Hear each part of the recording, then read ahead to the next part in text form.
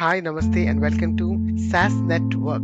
This is a podcast by Patruni Chitanda Shastri. I am a drag artist from Hyderabad and a DEI professional.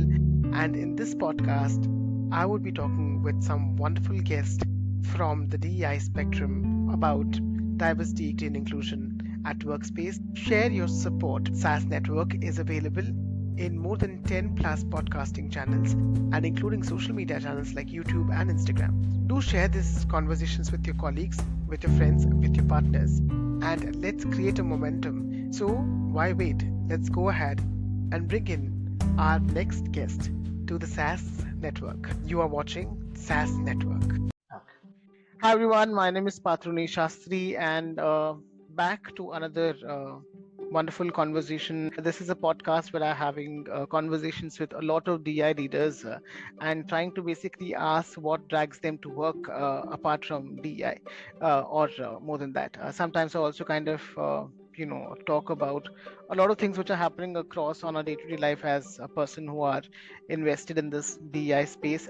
Today I'm super happy to kind of bring a guest who is basically a trailblazer in a lot of things which they do across in Hyderabad, and it's been for a long time where Kali has been a stronger voice of trans inclusion and trans visibility within the Hyderabad queer circuit, and I'm super happy to kind of bring Kali to this particular podcast, and I hope we would have some really great time and conversations. Some of the conversations which I never put it on the public view.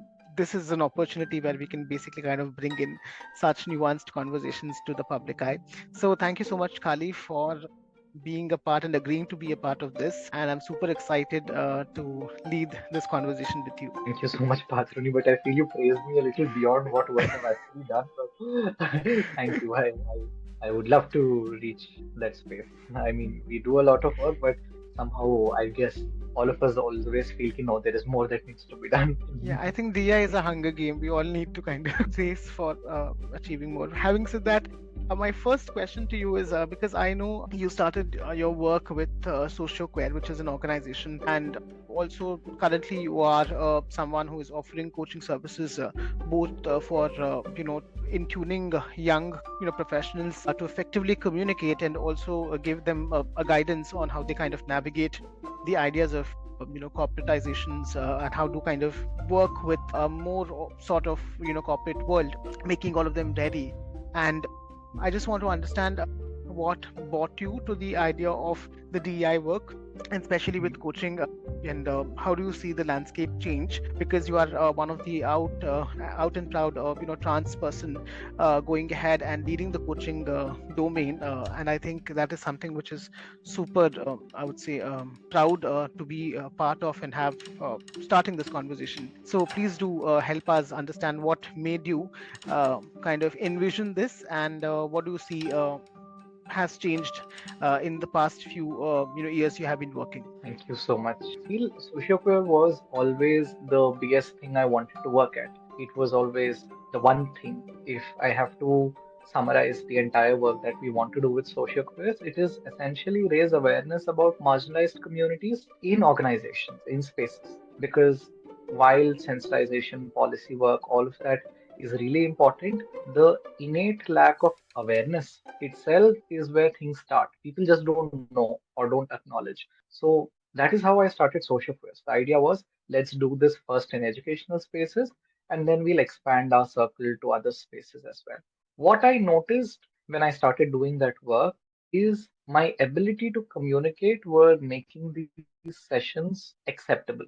Because what I had noticed is there are quite some people who were trying to do such work, but they always felt stuck, felt like there is no response from the other side, or there is nothing that's concretely happening. And what I eventually realized is that the reason quite some DEI initiatives fail, or rather initiatives around talking about marginalized communities fail, is simply due to the lack of having a little command over the language. Now, I am no Shashi Tharoor. I can promise you, I am no uh, best speaker. I'm not the best speaker, I'm sure. There must be speakers who are way more eloquent than me. But what I did notice is my ability to not use label heavy language and relate conversations with day-to-day happenings is what got people interested, got people to relate.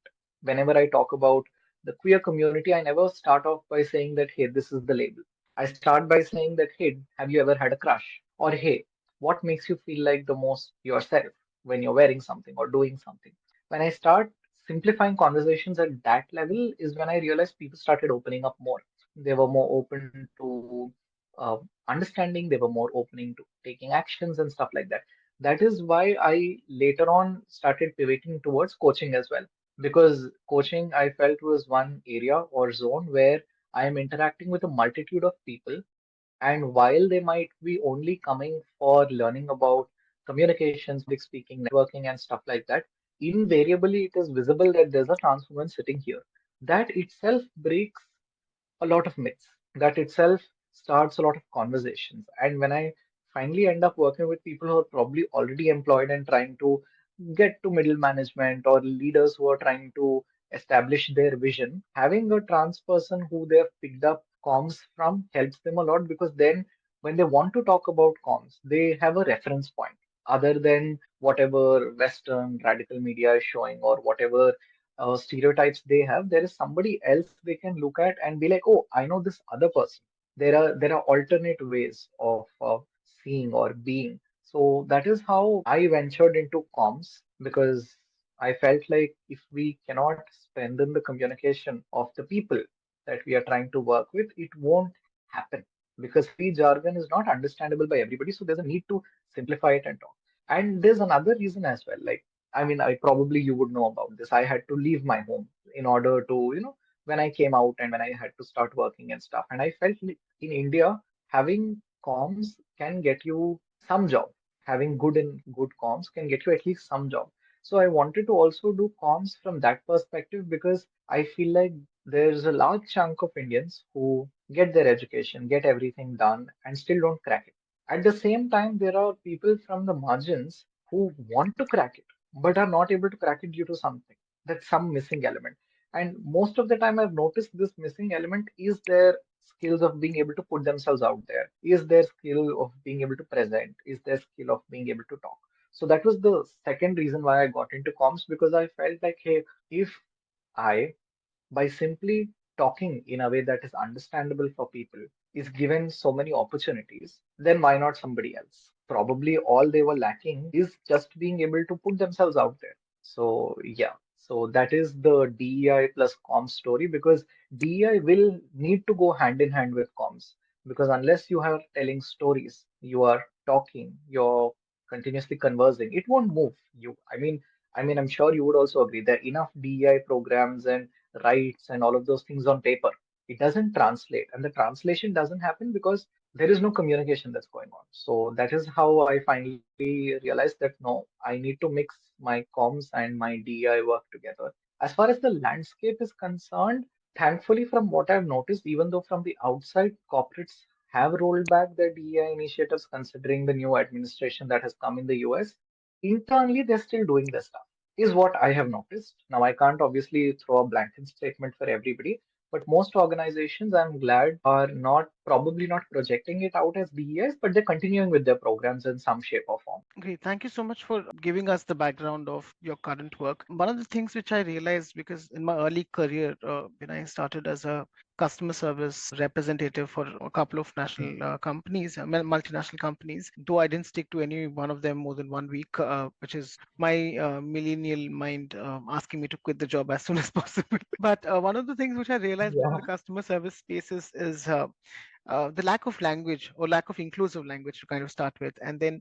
when as you pointed out, as you say that you become the frontline person to educate people about gender inclusive language as a communication coach, that definitely makes a very huge impact on industries like the customer service or the support services because they are the frontline people who are talking with the consumers who might be again from a marginalized background. So thank you so much for sharing that aspect. And I just want to understand, how do you see at any point in time the values or cores of what we call it as diversity, equity, and inclusion become personal for you? And how, as a as an individual you have kind of navigated that aspect? I think diversity, equity, inclusion, and belonging were things that were always personal, but perhaps I didn't have the vocabulary to articulate it. Because as far as diversity is concerned, even if we drop all labels and think of it from a very intrinsic perspective, all of us have different lives, different stories, different experiences. So diversity is something that's very innate. Now, we might be living in homogeneous societies or groups to certain extent, but even in those groups, there is some sort of difference that exists. That recognizing that I feel is when my journey of diversity, equity, inclusion, and all of it started. And I'm pretty sure it was not even about gender.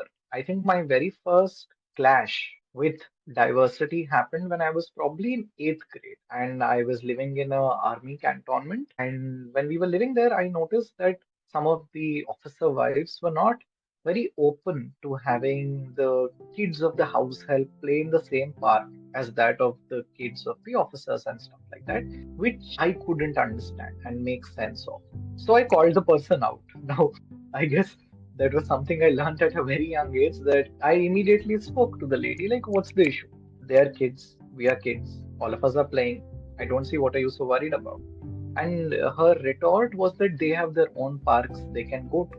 And my question was, well, why can't we play in those parks, or why can't they play in these parks? I mean, it's a park, it's an open space. And she tried to justify it with very stupid reasons, but essentially, I feel my clash with diversity started back then when I realized that even though, in my eye, to my eye, people might be all equal or all similar, clearly not everybody thinks so.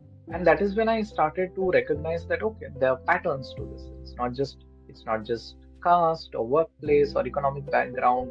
Eventually, when I started understanding my own queerness, I realized, oh, this is also a factor that affects people. And even communication or English, that's also seen as a differentiating factor. So to sum it up, my clash with diversity happened very, very young, and my drive for inclusion also happened at that age, where I felt bad that why should this person who plays with me on a daily basis, probably whose parents do something else, should be excluded from playing with. Eventually, what ended up happening is, as I grew up, as I learned more, read more, understood more, I understood the principles a little better. I understood the history of it, the work around it, and so on and so forth. In the most present form, for me, I feel diversity is something that firstly needs to be recognized and not erased. Because most of the time, what people end up doing is everybody's equal, we think everybody is fine, and they completely diminish the unique lived experiences each person or each population has. And what that ends up doing is you never really create anything to include these people. All you do is you say, you're also welcome, you're also welcome. If I have to give a simplified example for this, a lot of office spaces are not wheelchair friendly. Now you can have your posters, banners, leaders continuously shout on the top of their lungs that we are an inclusive space, everybody is equal, everybody is equal. But somebody who uses a wheelchair will not be able to access your space. So you are not actually treating people equally. Because if you are treating everybody equally, what you would rather do is ensure everybody has access, everybody has space. So that is where I am with DEI, where the words are nice, but there is a complete lack of nuance. There are lectures and lessons which sound very academic, but I feel what is missing is personhood. You need to get a person to talk. And I know this is very taxing. I'm pretty sure you will also agree, and I'm sure a lot of activists and advocates and educators would agree. This is very taxing work in order to talk about our lived experiences to people or corporates and explain stuff, but it is needed. And I feel corporates need to recognize this, that when they hire new people and have orientation sessions and stuff, you can't throw a PPT on their face and expect them to understand inclusion. What you need them to understand is humanity. What you need them to understand is person. What you need them to understand is unique experiences. And that cannot happen on a PPT. On PPT, you will throw policies that things should be fine, treat everybody well, treat everybody nice. But sometimes that treat everybody nice looks like us trying to forcefully guide somebody who uses a stick, who is probably visually impaired, which is not the right thing to do. Because if you ask somebody who uses a walking stick and is visually impaired, they will say the biggest no no for them is somebody without talking to them, holding their hand and guiding them. because then their way of navigating world is lost. So you don't do that, but you will never know it if you're trying to be like, oh, I'm a kind person, I want to help. Doesn't work that way. Kindness is amazing, but awareness is more required. We need to know real stories, what are real help that you can do for people. And what you pointed out is actually very true, because in customer service, we are at the front line whenever we are talking to people. Having or understanding inclusion and awareness and diversity beyond just the all is equal, all is well, we are here for everybody is important, because otherwise you will never be able to sympathize with the experiences people have. Equity is something I am still trying to understand better, because equity plays out very differently. Now, while there are restorative practices like reservation in India, in order to understand what it can look like in corporates is a game I feel none of us have really played yet. And that's an interesting space I would like to understand better. While there is some sort of financial support that companies do provide, it is not really uniform in nature. So it becomes entirely dependent on the company. So while diversity and inclusion are still there, equity is something I feel we are still missing out on. That is, there's a lot of work that needs to be done, and a lot of work on understanding equity. What does it mean? What gaps are we trying to fill? What platform are we trying to give people? And also, there is a negative aspect that people sort of perceive for equity due to their own stereotypes, which need to be broken down, because you need to be able to, and this is also work that I feel facilitators or HR groups don't do really well. I'm not trying to throw mud at them, but this is something just I've noticed, that when they talk about equity, they're not able to pinpoint how some people in life do have advantages. Like even I, let us assume I'm a trans woman, I am a marginalized person, but in comparison to a lot of other queer folk, I do have some privileges. I have some privileges of community, I have some privileges of language, I have some privileges of support systems, and so on and so forth. So, being able to recognize the privilege that you may have without necessarily vilifying it is something that we need to learn more and understand more, and how to make it a little more uniform in order to help our folk a little better is work around equity that I see is missing. And I would love to see more of that. Yeah, thank you so much for adding and also bringing the point about equity. One thing which you have pointed out is like how we don't kind of see inclusion in a far more nuanced lens. Basically, because even there are choices which the hiring team or the corporates usually do, the where they don't deliberately want to kind of call inclusion of caste or inclusion of what we say, people with disability. And again, there's a strata of the idea of disabilities which they kind of pick and choose. So this is something which has been a conversation which I was trying to pull up with my previous two speakers as well. And I think the theme is something which is very much evident that we are all trying to look at the very nuanced structure of how these DEI function within corporate. So you have been a student where you have started the social care as a part of a college project, and then from there you have also worked within the software industry, and right now you are a freelancer kind of going ahead and giving communication trainings. These are three different kind of roles working with three different kind of groups. Having Yeah. said that, one of the core thing which you kind of follow is how different the DEI looks in each of these buckets. Like, one which is a very unstructured, university environment where the brains are very, kind of raw at this one point in time. And how do we include the conversation? How did you started the conversation there?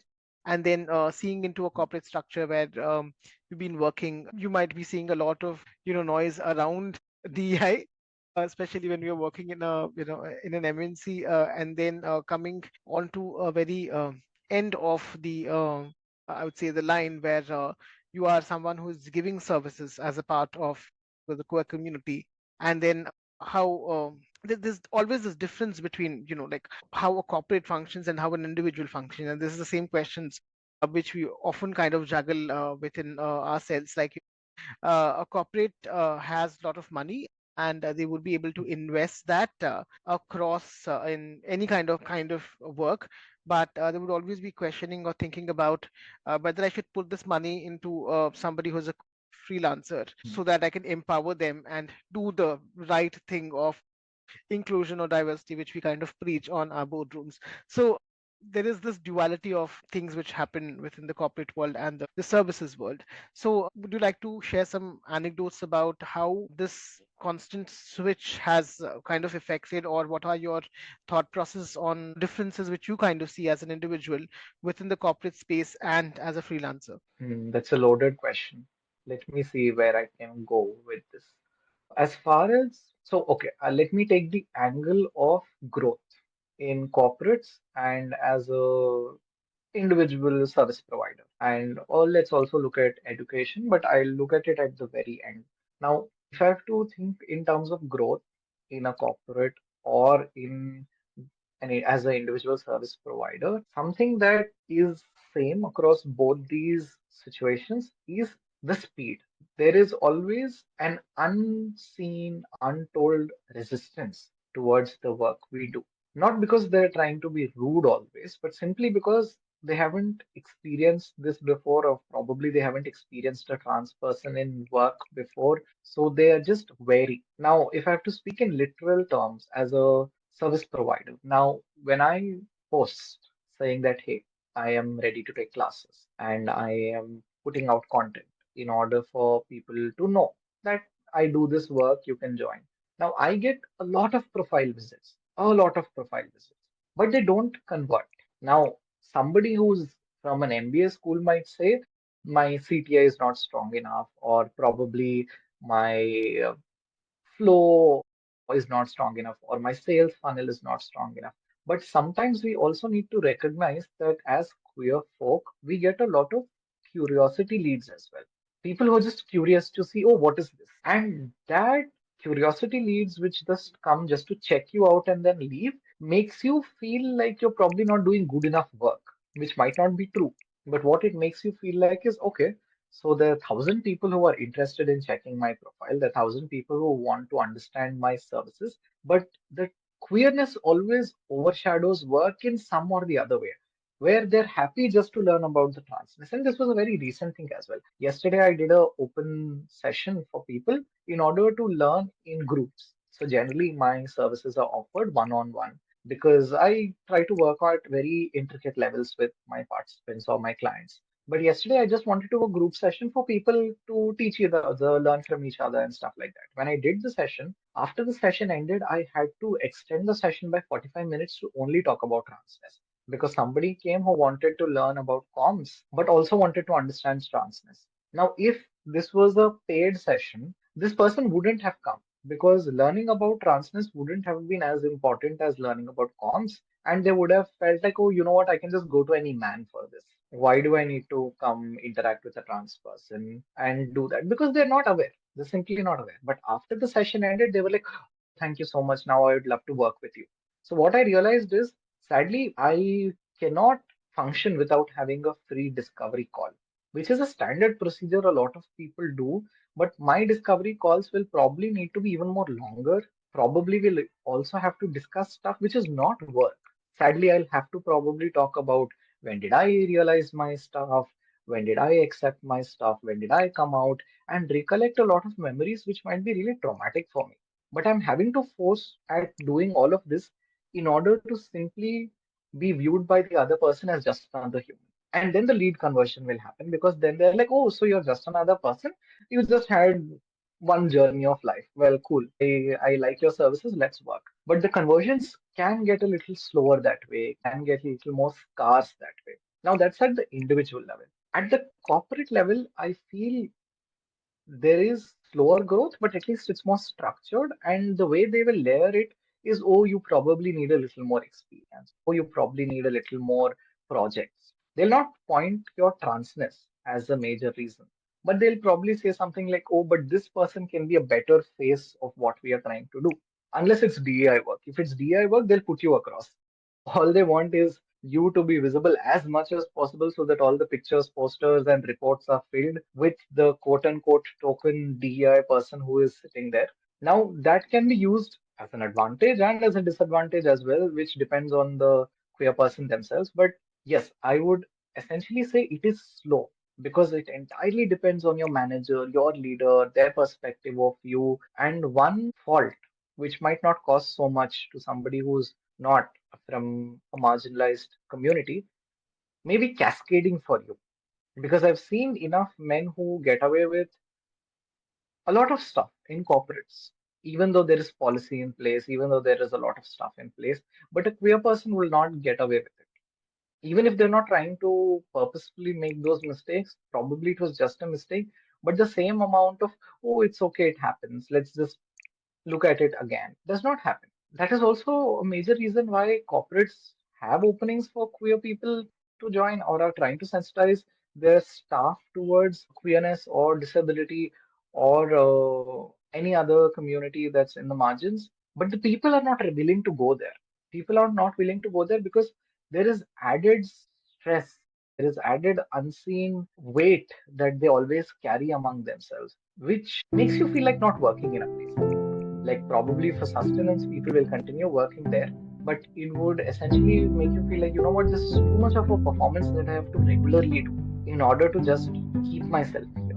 Performance that probably other people don't have to do. So that is something that I feel is a common factor both in the corporate world and as an individual service provider, where you can have growth obviously if you stick around long enough. It's just that the growth will be slow and might always end up centering your story of your personal story rather than your work and your capacity and your capability. People might always end up being more interested in knowing, so is your family still with you? So are your friends still talking to you? And stuff like that, which you would probably not ask somebody else. You wouldn't go up to your senior executive in the company and be like, oh, so are you still in touch with your parents? But as trans people, queer people, or people from the margins, there's the question we get regularly. Oh, do your parents still talk to you? Oh, do your friends still talk to you? When did you come out? What did you do? And that certainly decenters our value, our work, and our services and makes us end up becoming that token person. So that's one side thing that I see in regards to DEI as when I was working in the corporate and when now that I'm working individually. The good part is that sometimes you need these spaces. I mean, as taxing as it can be to carry around the weight, given the lack of opportunities, at least getting into such spaces where you don't have to necessarily prove your worthiness, but rather simply give an interview and get in and work is needed. And eventually, I am trying to hope or rather see that we can do enough work with corporates where the weight also comes down a little for people from the margins, but it's a long road. It's a long road and it's a road that needs to come from the top. We can't talk to one person in the front line and call it a day. It has to come from the top, and a lot of initiative needs to come from the leaders themselves saying that we want to see how we can retain people better, how we want to understand how we can create spaces where people want to show up and work. And that's a journey. I'm eager to see how that journey pans out. But yes, I feel the only way you can talk to leadership about such stuff is when you talk about retention and when you talk about their return on investment on the trainings that they've done on their employee. So probably, sadly, that's the jargon we will have to use where we treat people like resources and talk in that way. Yeah, that is where I see the DEI work happening right now, even at an individual level or at corporates, where the growth is slow and there is more curiosity about your personal experiences than your services. But let us hope eventually we normalize stuff enough, or rather educate people enough to not be insensitive about such line of questioning. Great. Thank you so much for sharing, some very wonderful aspect, and you covered a lot from my list of things which I was about to ask, like the idea and the marker about DEI success, like how do you measure success in your work, the mindset block which you see towards inclusion within the corporates, like always kind of going and asking about putting personality first and that of the service. Also the biases which kind of show up in the system when we are kind of working as an individual. Now, I want to kind of come and talk about the aspect of joy which we kind of bring in into our work, especially when you are somebody who's navigating your DI workspace. And what is that joy? What keeps you going in your work, and how do you experience joy when you are working or delivering communication training to individual? And also, are you somebody who's using technology to your advantage in your DI work as well? And what are the technologies, if you could kind of play them as well? So yeah, that would be my question. I think the joy somehow, okay, this is probably strange to say, but the joy for both DI and communications as work starts or rather shows up when the person is being themselves. Because I, in my communications coaching, center authenticity and collaboration. Those are my keywords. If you have come to me as a client, even though we will work on your goals, I will also ensure that you become somebody who can speak your mind, yet have the skill to collaborate with people, even if you disagree with them. That's the sort of values I center. And that's the sort of values that end up needing to be centered in DI work as well, where you talk about authenticity, where you talk about how to be yourself and still being able to learn how to collaborate with people, which obviously translates to even more heavier topics perhaps such as inter-team bonds, organizational development, so on and so forth. But for me, the joy has always been when people can just feel free and just be themselves. Now, in a DEI workplace, that might look like when I'm delivering a session, somebody comes after the session and says, "Oh my God, thank you so much for delivering the session. I really wanted to start a conversation around this, but I couldn't. But now that you have done it, I can follow up." Or it could look like some other person who's closeted and goes, "Oh my God, I like my office, but I always was worried about speaking about this. Now that we have done it, probably we can do more." Probably for DEI, the biggest joy, sadly, I probably would hope after a few years, this is not what brings us joy. But right now, the biggest joy is when somebody comes to me and be like, "I didn't know trans people are like this as well." I really don't want to be joyful about it, but I'm just happy that, okay, fine, at least their minds are open now. Because them just seeing me, or let's assume probably even the senior speakers such as Vajayanti and all of them, when they go to spaces and talk, the immediate reaction everybody has is, "Oh, I didn't know trans people can be such eloquent speakers. Oh, I didn't know trans people also work. Oh, I didn't know trans people also do jobs." To which my retort is that, honey, how do you think all of us have been surviving? But I just keep my mouth shut and go like, yeah, yeah, it happens. There's structural drawbacks. There's structural hindrances that stop a lot of trans people from doing the so-called day-to-day jobs that you see in the public. But yeah, everybody does want to work. But yes, that does bring certain level of joy just knowing that their minds have opened a little now. Now I'm sure it's a temporary opening. It might not be very permanent, but at least temporarily knowing that their biases fell through is always fun in a DEI session. That's something that always brings me joy.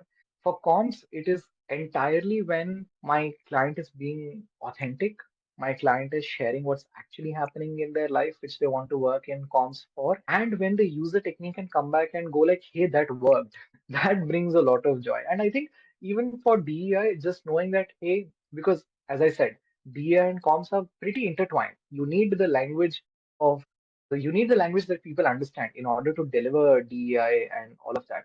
And when people come back and say, "Hey, I tried this thing that you told and it worked," that brings a lot of joy. That's always fun. Great. And also the technology. Are you using any new So technology weapons? right now I'm Call it not weapon. so I'm not using any new weapons as such, but I think some of my favorite tools that I like to use for DEI is Excel sheet. I'm sorry that sounds very boring, but Excel sheets or spreadsheets are so useful. They're so very useful because for me, sometimes I guess I also get a little corporatized and I'm looking at what are the quarterly goals. So just having that across a spreadsheet helps me just. I am also using Gemini a little, obviously. What I end up doing with Gemini is essentially I write paras and paras of what I'm thinking and just dump it into Gemini or ChatGPT and ask it to just structure it sometimes because I'm like too tired to structure it. That is one more tool I use. Notion, surprisingly, is a tool I'm using now, which is really helpful to organize data. But these are obviously all tools to organize thoughts and data and stuff like that. In terms of ideation, I think something that I really love to do is use Figma. I use Figma in order to just have visual stuff that I can show people that, hey, how things flow or what all things exist, or if I want to show stuff like that. But I think, yeah, those are the main stuff I use, and Canva, of course. But yeah, these are the few tools I use in my DM. But essentially, I feel the biggest tool I use is my mouth, and all in good sense, by the way, because unless I am speaking, all of those things stop making sense. The graphs, the data, all of it stops making sense unless I speak. So I guess the biggest tool that I continuously try to make more efficient is my ability to tell stories, is my ability to talk with groups of people, is my ability to do conflict resolution, even in spaces which are very passive. passively conflicting, because corporates will not have active conflicts. They'll always have passive stuff that is going on. So I think the biggest tool is my comms tool. How do I communicate and how do I teach people to communicate better? So yeah, that's the most important tool, but I do use these other tools to just keep track of my work, keep track of what thoughts I have, ideas and data that I have. Great. Thank you so much for adding those some valuable tools which you are kind of using, and definitely the mouth, because as as the world is kind of changing, as we are handovering the Nobel Prizes to people who are the crucifiers of DEI, if I could say it in that way. Though I'm Yeah. laughing, but it's really important that we use our toolbox, which is our sound, to ensure that we are waking up and creating kind of change across the society. So I think thank you so much for doing that. And my one last question to you is, because we all are kind of right now working constantly. At least I think we have work for the next 5 years, unless the world is adapting to change, new leaders kind of stepping into the roles and trying to go ahead and work with each other and create a better world. What is that one thing which you like to share with your fellow queer people, that they should do so that you all can fight on this space together? If I am specifically targeting my fellow queer mates, then I would say laugh a little more. Because I do recognize that while I started social queers when I was pretty young, probably I was 18, by the time I was 20, I was exhausted. The amount of lack of awareness, the amount of work that needed to be done in order to simply push stuff that otherwise would probably not need so much pushing. Like an awareness session, hosting a 1 hour awareness session in a college should not cost you so much mental space, but sometimes it costs you weeks and weeks of back and forth in emails or talking to a lot of leadership and important people and helping them understand why this is important, so on and so forth, and stuff like that. And even in corporates, I know as a matter of fact that I have quite some friends who actively try to work in their employee resource groups to make their office a better space, but it's exhausting because things don't move that fast. And our need to move fast always stays, because for us, it is not just a fanciful need of adding something in our portfolio, it is survival. It is day to day peace of mind. So, DEI work is pretty exhausting. And once you come out or become the person who is at the front lines talking about all of this, you end up talking about very personal stories, and people very mercilessly ask stuff that they would probably not ask somebody else. So it's emotionally exhausting. Other than being physically and intellectually exhausting, the emotional exhaustion of the work is massive. So if I have to talk to fellow queer mates or people in general who are doing DI work, I would say laugh a little. Find your spaces of joy, find your spaces of relaxation, find spaces where you're not doing work. And I think that is why we were also doing the chai hona that Foreign by does. When you and Debbie initially ideated the importance of chai hona, it was this, having a space which is not about activism or how did you survive your day to day or what did you do for making the world a better space, rather to simply come down and be like, what gave you joy today? What made you laugh today? What is the part of your queerness that made you feel like, wow, I'm so glad I'm queer? And these are important conversations to have, because otherwise the world can look too bleak. It can look too dark and sad and tiring. So, my one and only advice to anybody working in the DEI space would be find your spaces of joy, find your spaces of calm, find your spaces where you can just simply be, exist. And I know sometimes those places also can look like they're not enough, but I am sure if they're not enough, we can create. At least we have arrived at that. If you are in the DEI space, you know as a matter of fact that there might be things that don't exist and you will create them. But yeah, I would really urge people to create a joyful space also for themselves, even if that's just one weekend a month, which is very less. But even if it comes down to that, at least give yourself that one weekend to just be. Great. Thank you so much for sharing that wonderful, experience as well as anecdote. And I'm exhausted with my questions, but it was so lovely to kind of sit and talk with you. Because I've been knowing you for the past, I think, 6 years. I don't want to sound as if I'm old. Having said that, Look, easily more than 6, 7 years as well, because college and then, yeah, easily six yeah, years. Yeah, and I think within the 6 years as well, there have been like, the kind of interactions which we had kind of started in a very, we started as a normal communications, and then we became, thank goodness to some of the, work which we have done together. So, and the Yeah. kind of intellectuality which you kind of bring it to communications or conversations is something which is very nuanced, and I wish I had around 10% of that so that I can No, no, talk no. sense. The thing is, probably, I don't know. I mean, this was a question I always had for you, where I always wondered, how did you get that courage? I know it's a question that all of us get as queer people, but being able to put out your art form and use your art form in order to do advocacy and education is something that I was always mystified with. Yeah, I think So you are it's absolutely also doing a because of lot of good. joy. You said we all need to laugh together, so let me be that laughing stock for all of Yeah. us to laugh and sit. So I think that that was the intent behind. But I just want to say that thank you for taking time and sharing this a wonderful journey of yours, and the wonderful work which you have been doing as well as a part of this particular Thank you podcast. so And much. I hope that this the conversations which we are having as a part of this is something which would be building up more connections, more conversations across as and when we navigate our day-to-day life. And thank you once again for taking the time in going ahead and sitting with me in Drag Me to Work. And I hope you a lot of success and a lot of progress as and when you kind of go forward. I wish you the very same, and I really hope all of these conversations that you put so much effort into end up creating a lot of connections and collaborations for everybody involved. And let's hope the word spreads far. Yeah, great. So, for the people who are listening to this, as you have heard this wonderful conversation, please do go and subscribe to our channel. You could find us in every damn podcasting space.